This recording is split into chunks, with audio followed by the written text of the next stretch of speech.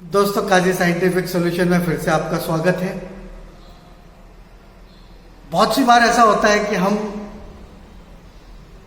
दूसरों को दोष देने बैठ जाते हैं और कोई नहीं मिला तो किस्मत तो है ही हमारी दोष देने के लिए कि मेरी किस्मत में ये था ही नहीं। तो हर चीज दूसरे आपके लिए नहीं करेंगे ना, आप अपने लिए खुद के लिए कब खड़े होंगे?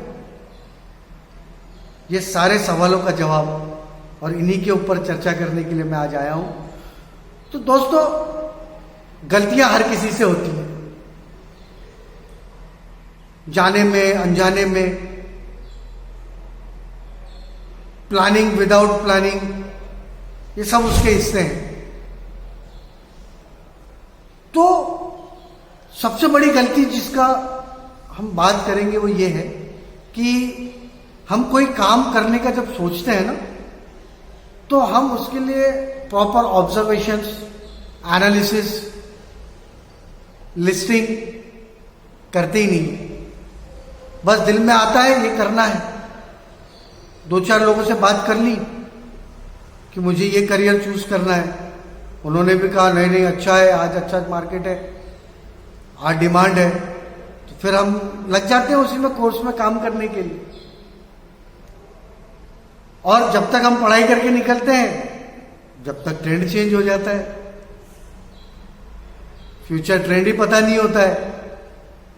हम पढ़ाई कुछ कर रहे हैं और पढ़ने के बाद ट्रेंड ही कुछ और शुरू हो गया। तो मैंने देखिए इसके पहले भी कई दफा ये बात कही है कि हम जब भी कोई काम करने का सोचें तो दो चीजें हमेशा ही करें।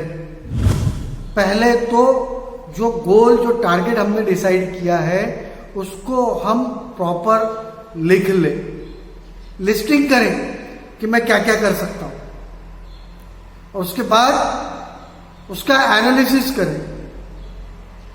अब एनालिसिस कैसा करना है कि मोबाइल तो आप यूज करते ही हो ना, इंटरनेट यूज करते हो, तो उसके ऊपर देखें।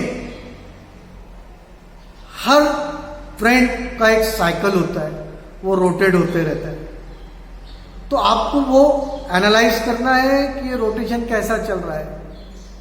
प्लस आपके फील्ड के एक्सपर्ट से मिलिए, वो खुद आपको बताएंगे कि वो जब इस फील्ड में एंटर हुए तो ट्रेंड क्या चल रहा था और वो किस तरह से एंटर हुए, उनके बाद आने वाले एंटर हुए वो किस तरह से एंटर हुए।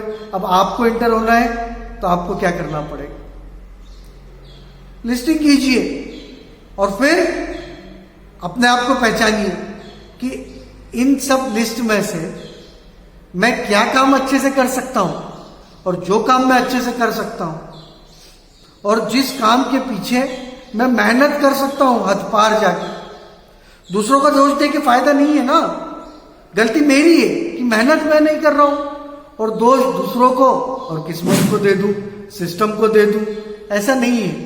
देखो, बहुत से लोग ऐसे हैं कि जो कई सालों से सिर्फ एक एग्जाम को क्रैक करने के लिए लगे हुए हैं, तो वो जब इसके पीछे लगे हुए हैं, उन्होंने कई साल दे दिए और वो क्रैक नहीं कर पा रहे हैं, तो आप सोचिए ना, कई फुटबॉलर्स होंगे, कई क्रिकेटर्स होंगे कि जो कि दिन रात प्रैक्टिस कर रहे हैं किसी टीम में शामिल होने के लिए, और जो लोग शामिल हो रहे हैं, जो लोग एग्जाम्स क्रैक कर रहे हैं, उनकी हिस्ट्री उठा के देखिए कि वो लोग हदपार मेहनत कर रहे हैं।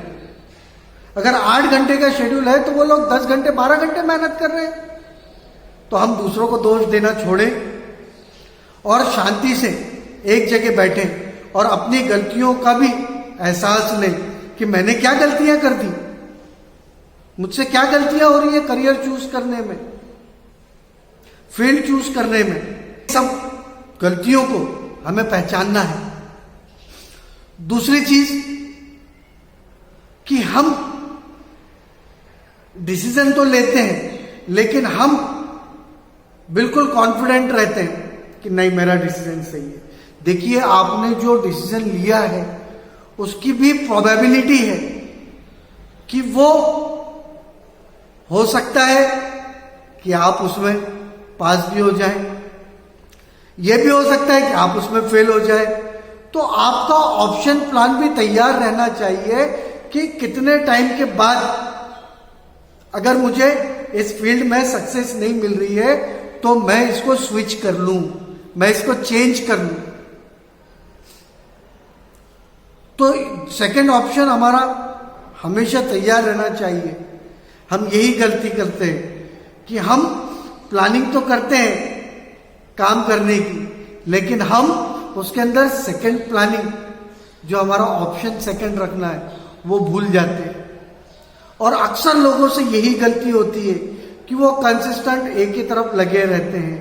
कंसिस्टेंसी रखनी है, लेकिन एक दूसरा ऑप्शन भी संभाल कर रखना है कि अगर मैं इसमें कामयाब नहीं हुआ तो ये दूसरा ऑप्शन मेरे काम जरूर आएगा। तो उम्मीद करता हूं दोस्तों कि मेरा ये वीडियो आपको बहुत पसंद आएगा और आप इसको दूसरों तक भी जरूर पहुंचाएंगे। कमेंट में मुझे जरूर बताएं। Okay, thank you for watching.